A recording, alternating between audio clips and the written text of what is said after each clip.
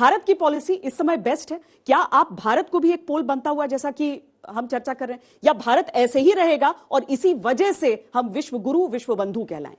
बिल्कुल, देखो श्वेता, सबसे पहले आपको अपना नेशनल इंटरेस्ट देखना है कि आप न आज की तारीख में आपके फ्रेंड बदल सकते हैं, आपके नेशनल इंटरेस्ट नहीं बदल सकते।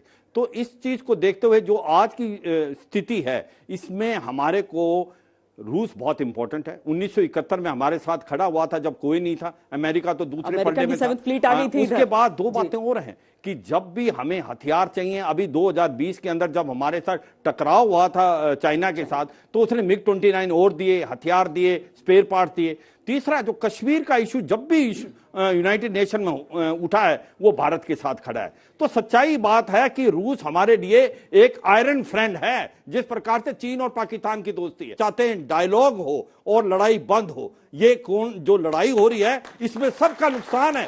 सच्चाई है, भारत की बात मानी जाए, वो कहते हैं डायलॉग और diplomacy is the way forward, peace is the only solution. मुझे लगता है कि भारत ने एक ये करके दिखाया है कि आज की तारीख में जितने भी बड़े बड़े लीडर हैं वो भारत में आ रहे हैं, क्योंकि भारत ने जो स्ट्रेटेजिक ऑटोनॉमी का मुजाहरा किया, इंडिपेंडेंट फॉरेन पॉलिसी का किया है, वो एक काबिल तारीफ है। और भी कोई कुछ कहना चाहता है तो जरूर अपनी अपनी जी।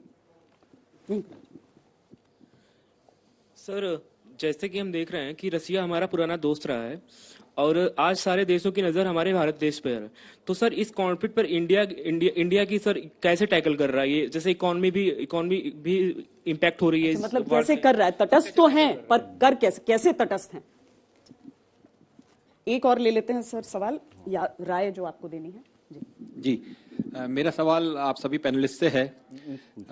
जैसा कि आपने कहा कि रशिया की इकोनॉमी काफी हद तक हिट हुई है ऑलरेडी, और अभी जो नया डेवलपमेंट है स्वीडन और फिनलैंड का, अगर वो नाटो की सदस्यता के लिए जाते हैं तो पुतिन साहब ने ऑलरेडी ऐलान कर दिया है कि हम दे विल हिट हार्ड। तो उस केस में रूस की इकोनॉमी ऑलरेडी हिट हो रखी है, और अगर ये डेवलपमेंट होती है तो ये फर्दर हिट होगी। तो भारत के परिप्रेक्ष्य में आप उसको किस तरह देखते हैं? भारत क्योंकि रूस के तटस्थ है, फिर भी इनडायरेक्टली।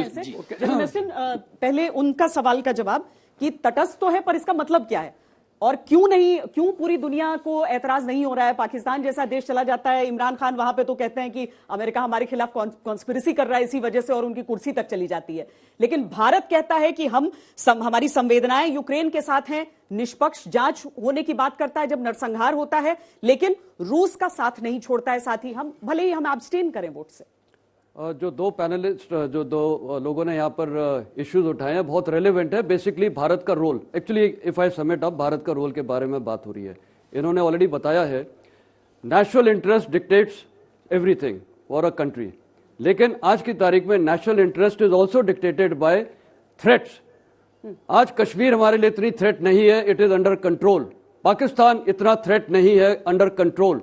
आज की तारीख में देश के लिए सबसे बड़ा थ्रेट है वो है चीन, उसमें कोई शक नहीं है। मैंने अपनी ब्रिगेड खुद नथुला में कमांड की थी और मैंने चाइना को बहुत क्लोजली देखा है। मेरा कहने का मतलब यह है कि अब इंडिया का क्या रोल होना चाहिए, यही आपका सवाल है।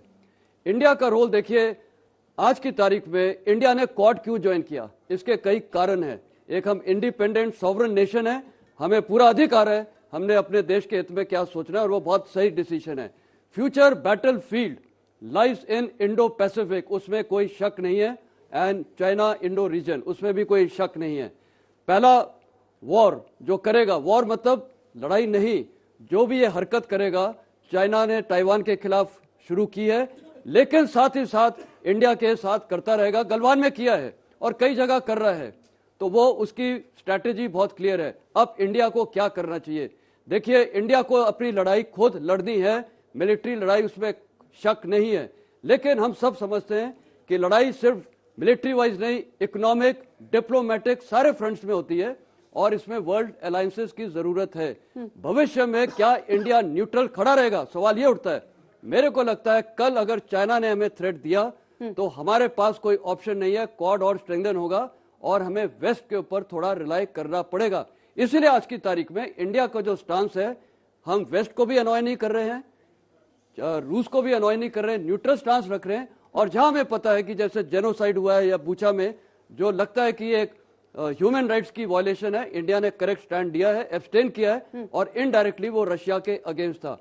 तो कल अगर लड़ाई होती है तो क्या रूस हमें मदद करेगा? अगर चाइना के साथ हमारा होता है, बहुत बड़ा सवाल है, क्या वो मदद करेगा? और अमेरिका ने तो यही धमकी दे दी थी, जाते जाते अमेरिका ने यही धमकी दी, जो उसके डिप्टी एनएसए आए उन्होंने तो कहा कि कल के दिन थोड़ी तुम्हारे साथ रूस खड़ा रहेगा। वो तो उनका बहुत ही नॉन डिप्लोमेटिक स्टेटमेंट था, तो वो तो जिसमें एक रूस तरीके ने से रिएक्ट भी कर दिया। बाद में रिएक्ट भी हुआ, व्हाइट हाउस ने मना भी किया कि ये उस संदर्भ में नहीं कहा गया है।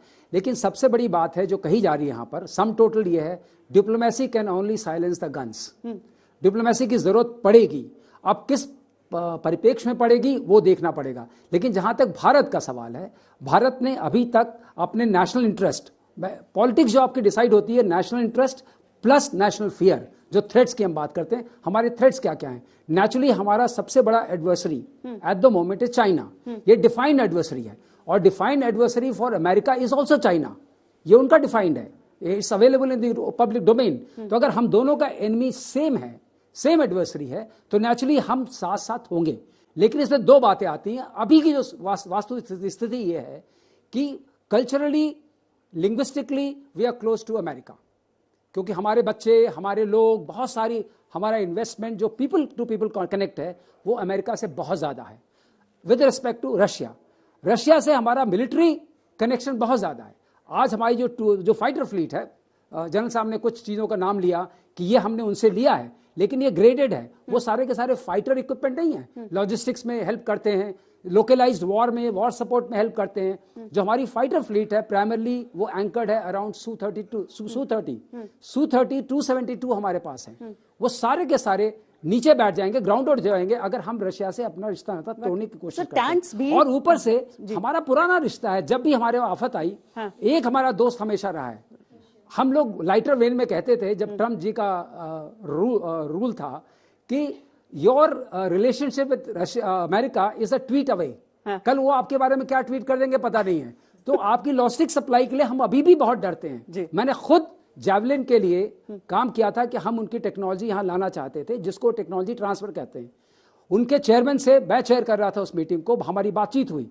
लेकिन वो टेक्नोलॉजी ट्रांसफर किसको कहते हैं कि आप उनसे ले लीजिए सब कुछ लाइक ए मैकेनो, फिर उसको असेंबल कर दीजिए।